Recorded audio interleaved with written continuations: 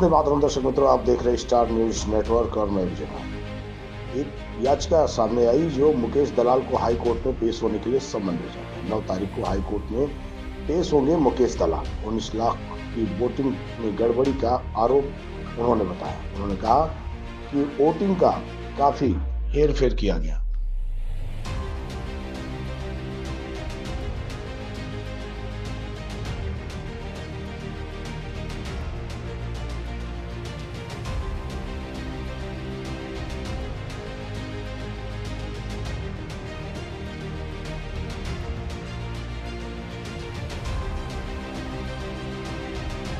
Kalpesh Barot, media coordinator, Surat જિલ્લા કોંગ્રેસ સમિતિ।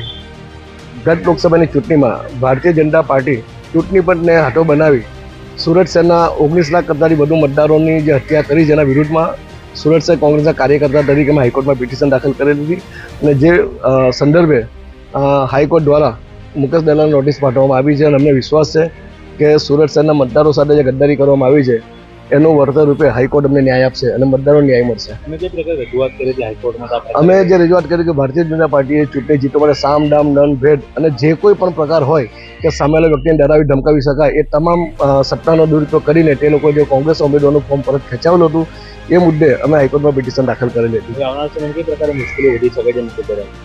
અમારી માંગ હતી કે ચૂંટણી રદ કરવામાં આવે અને નવેસરની ચૂંટણી થાય।